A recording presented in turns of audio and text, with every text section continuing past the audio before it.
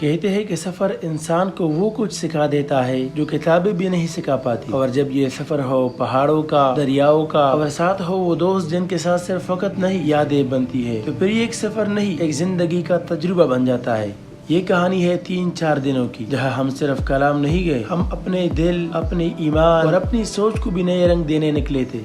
یہ کوئی عام ٹور نہیں تھا، بلکہ یہ تھا عزم نو، اسلامی جمعیت طلبہ کی 3 روزہ تربیت گاہ۔ تو جی ہمارا قافلہ روانہ ہوا اسلامیہ کالج سے ٹھیک 12 بجے دوپہر کو۔ سب اپنے بیگز لے کر ایک دوسرے کی مدد کرتے، خوش گپیاں کرتے۔ بس میں بیٹھنے کی جگہ کم اور جوش زیادہ تھا، کیونکہ ہم جا رہے تھے کلام، جی ہاں، سوات کے وادیوں کی طرف، جہاں میں پہلے کبھی نہیں گیا تھا۔ یہ میرا پہلا خیبر پختونخوا نعت کا سفر تھا، پہلا سفر کلام کبھی۔ ساتھ ہی یونیورسٹی کے اسٹوڈنٹس اور سب سے قیمتی چیز جمعیت کے وہ ساتھی جو بھائیوں سے بھی بڑھ کر ہوتے ہیں۔ تقریباً 1 گھنٹے کے بعد ہم ایک ہوٹل پر رکے، نماز ظہر پڑھی اور پھر کھانے کی باری آئی، لیکن جناب ہوٹل والے تو لگتا ہے ہمیں پشاوری نہیں سعودی سمجھے۔ لوبیا کی ایک پلیٹ 350 کی اور روش کی پلیٹ 1200 کی۔ ہنسی آ رہی تھی یا رونا کچھ سمجھ نہیں آ رہا تھا۔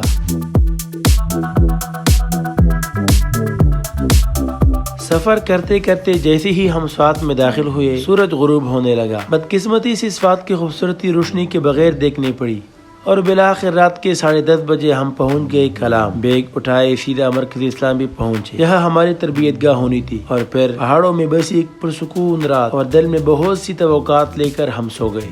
صبح ناشتہ ہوا ساتھی بھائیوں کے ساتھ، پھر شروع ہوئے سیشنز، علم، شعور اور کردار سازی کے سفر کا آغاز۔ ظہر کی نماز اور کھانے کے بعد ہم نکلے ایک ٹرپ پر۔ منزل تھی اوشو فارسٹ۔ سب نے گروپس بنائے اور ہر گروپ ایک کتاب پر ڈسکشن کر رہا تھا۔ موسم لاجواب، ساتھ میں چائیں اور گفتگو جو روح کو چھو جائے۔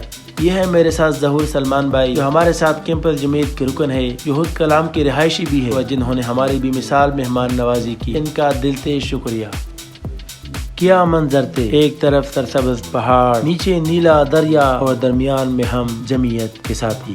کبھی ویڈیوز بناتے، کبھی بیٹھ کر بس قدرت کو دیکھتے۔ یہ قدرت کا حسن تھا، اللہ کی صناعی، اسے الفاظ میں بیان نہیں کیا جا سکتا۔ پہلا دن ختم ہوا، لیکن دل میں ایک نئی روشنی لے کر۔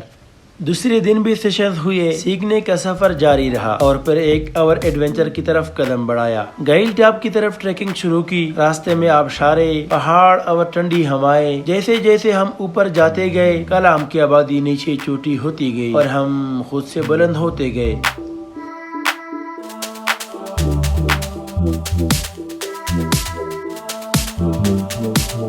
پھر پہنچے ایگل ہٹ پر، جیسے کسی خواب کا حصہ ہو۔ اتنی اونچائی اور وہ نظارہ، ایسا لگا جیسے زمین سے کٹ کر جنت میں آ گئے ہو۔ لیکن بھوک تو جنت میں بھی لگتی ہے۔ سیدھے ایک دکان سے چپس لیے، جمعیت کے بھائیوں کے ساتھ ہوٹل میں بیٹھے۔ چائیں، کباب، پراٹھے، کیا ہی لمحے تھے۔ آج تیسرے اور آخری دن کا آغاز ہوا۔ سیشنز ہوئے، نصیحتیں ملی، بہت کچھ سیکھنے کو ملا، لیکن ایک اداسی بھی واپسی کی۔ سب نے بیگز پیک کیے، لیکن دل ابھی کلام کے حسین مناظر میں الجھا ہوا تھا۔ واپسی سے پہلے اسلامیہ کالج کی جمعیت ٹیم نے زبردست نعرے بازی کی، کیونکہ نعرے تو ہمارے پہچان ہے۔ جمعیت جمعیت کی صدائے فضا میں گونجتی رہی۔